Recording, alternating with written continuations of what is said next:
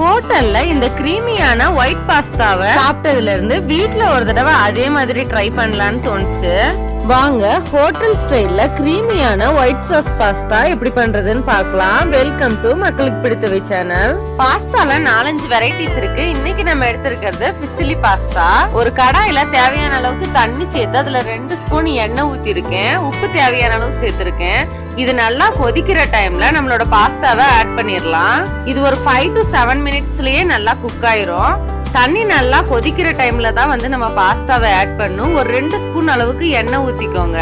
எண்ணெய் சேர்த்தோம்னா பாஸ்தா ஒட்டாம இருக்கும். இப்ப பாஸ்தா வெந்துட்டு இருக்க டைம்லயே குக்கர்ல காய்கறி ஆட் பண்ணிக்கலாம். நம்ம செய்யற ரெசிபி கொஞ்சம் ஹெல்த்தியாவும் இருக்கணும்ன்றதுனால நான் வீட்ல இருக்கிற வெஜிடபிள்ஸ் எல்லாம் பொடி பொடியா கட் பண்ணி வச்சிருக்கேன். கேரட், பீன்ஸ், காலிஃபிளவர், பட்டாணி, மஷ்ரூம், உங்ககிட்ட என்ன வெரைட்டிஸ் ஆஃப் வெஜிடபிள் இருந்தாலும் நீங்க ஆட் பண்ணிக்கலாம். இது மூழ்கிற அளவுக்கு தண்ணி ஊத்தி கொஞ்சமா உப்பு சேர்த்து விசில் போட்டுக்கலாம். ஒரு விசில் வந்தாலே போதும். இந்த டைம்லயே பாஸ்தா நல்லா வெந்துருச்சு. இப்ப இதை வடிச்சிடலாம். தண்ணி இல்லாம ட்ரைன் பண்ணி எடுத்துக்கலாம். இது ஒன்னோட ஒண்ணு ஒட்டாம இருக்கணும்ன்றதுனால இதுல கொஞ்சமா பச்சை தண்ணி தெளிச்சுக்கலாம். நம்ம காய்கறி சேர்க்கறது இதுல ஆப்ஷனல் தான். நீங்க நான் வெஜிடேரியனா இருந்தீங்கன்னா சிக்கன் கூட இதுல ஆட் பண்ணிக்கலாம். ஜிஞ்சர் கார்லிக் பேஸ்ட் போட்டு சிக்கனை விசில் விட்டுட்டு அப்புறமா இதுல ஆட் பண்ணிக்கலாம். நம்ம செய்ய போறது கிரீமியான ஒயிட் சாஸ் பாஸ்தா. அதுக்கு ஒயிட் சாஸ் எப்படி ரெடி பண்றதுன்னு பார்க்கலாம். 1 கப் அளவுக்கு பட்டர் எடுத்திருக்கேன். அதே கப்ல 1 கப் அளவுக்கு மைதா மாவு எடுத்து அது கூட ஆட் பண்ணி இந்த மாதிரி நல்லா கட்டிகள் எல்லாம் மிக்ஸ் பண்ணிக்கலாம். எந்த அளவுக்கு நீங்க பட்டர் எடுக்கிறீங்களோ அதே அளவுக்கு மைதா மாவை ஆட் பண்ணி இந்த மாதிரி ரோஸ்ட் பண்ணிக்கோங்க. ஒரே 1 நிமிஷம் நல்லா இதான உடனே இதுல இப்ப நம்ம 1 கப் அளவுக்கு திக்கான பால் ஆட் பண்ணிக்கலாம். நல்ல மீடியம் டு ஹை ஃப்ளேம் வச்சு கைவிடாம கிண்டிக்கிட்டே இருங்க, இல்லன்னா கட்டி பட்டுரும். இப்ப இதுல பச்சை வாசனை இல்லாம இருக்கணும்ன்றதுனால 1 துண்டு பட்டையும் 2 கிராம்பும் ஆட் பண்ணிக்கலாம்.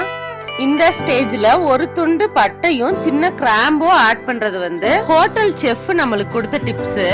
பாத்தீங்கன்னா இப்பயே நல்லா கிரீமியாக ஸ்டார்ட் ஆயிருச்சு. நல்லா கைவிடாம கிளறிக்கிட்டே இருங்க. இந்த டைம்ல ஆரிகானோ சீசனிங் ஆட் பண்ணிக்கலாம். ஆல்ரெடி பீஸா வாங்கினதோட மீதி நம்மகிட்ட இருந்துச்சு, அதனால அதை ஆட் பண்ணிக்கிட்டாச்சு. தைம் அண்ட் பேசில் சீசனிங் இருந்தா யூஸ் பண்ணிக்கலாம். பக்காவா ஹோட்டல் டேஸ்ட்ல இருக்கும். பட் அதெல்லாம் யூஸ் பண்ணாமலே நம்மளுக்கு அப்படியே ஹோட்டல் டேஸ்ட்ல கிடைச்சிச்சு. இந்த மாதிரியான வீடியோஸ் உங்களுக்கு வேணும்னா நம்ம மக்களுக்கு பிடித்தவை சேனலை சப்ஸ்கிரைப் பண்ணி வச்சுக்கோங்க. இப்ப இந்த சாஸுக்கு தேவையான அளவு கொஞ்சமா உப்பு சேர்த்துக்கலாம். உங்ககிட்ட ஒயிட் பெப்பர் இருந்தா ஒயிட் பெப்பர் ஆட் பண்ணிக்கோங்க, இல்லனா பிளாக் பெப்பர் 1 ஸ்பூன் ஆட் பண்ணி நல்லா மிக்ஸ் பண்ணிக்கோங்க. நல்ல கிரீமி கன்சிஸ்டன்சி வந்துருச்சு. இப்போ நம்ம ஸ்டவ் ஆஃப் பண்ணிடலாம். ஒயிட் சாஸ், வேக வச்ச வெஜிடபிள்ஸ், வேக வச்ச பாஸ்தா எல்லாம் ரெடியா இருக்கு. இப்போ நம்ம செய்ய ஸ்டார்ட் பண்ணிடலாம். ஸ்டவ் ஆன் பண்ணி ஒரு அகலமான கடாய் வச்சுக்கலாம். அதுல 2ல இருந்து 3 ஸ்பூன் எண்ணெய் ஊத்திக்கலாம். ஒரு 5-6 பல் பூண்டை பொடிசா சாப் பண்ணி வச்சிருக்கேன், அதை ஆட் பண்ணி நல்லா மிக்ஸ் பண்ணிக்கலாம். ஒரு பெரிய வெங்காயத்தை பொடிசா கட் பண்ணி வச்சிருக்கேன், அதையும் ஆட் பண்ணி நல்லா மிக்ஸ் பண்ணிக்கலாம். கொஞ்சமா பெரிய வெங்காயம் சாட்டே ஆனதுக்கு அப்புறமா வெஜிடபிள் ஆட் பண்ணிக்கலாம். ஒயிட் சாஸுக்கு, வெஜிடபிள்ஸ்க்கு, பாஸ்தாக்குன்னு தனித்தனியா நம்ம சால்ட் ஆட் பண்ணியாச்சு. இப்போ இந்த வெங்காயம் வதங்குறதுக்கு அளவா கொஞ்சமா சால்ட் ஆட் பண்ணிக்கலாம். இப்போ கொஞ்சமா சில்லி ஃபிளேக்ஸ் ஆட் பண்ணிக்கலாம். என்கிட்ட சில்லி ஃபிளேக்ஸ் பாக்கெட் இருந்துச்சு, அதனால ஆட் பண்ணிருக்கேன். இல்லன்னா 2 வரமிளகாய் எடுத்து லைட்டா கிரஷ் பண்ணி ஆட் பண்ணிக்கலாம். இப்போ நம்ம பாயில் பண்ண வெஜிடபிள்ஸ் எல்லாம் ஆட் பண்ணிக்கலாம். இது ஒரு 2 மினிட்ஸ் வதங்கட்டும்.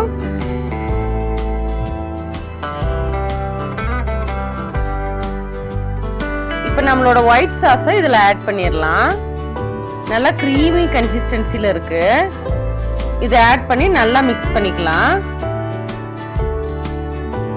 இப்போ நம்மளோட பாஸ்தாவெல்லாம் இதுல ஆட் பண்ணிடலாம்.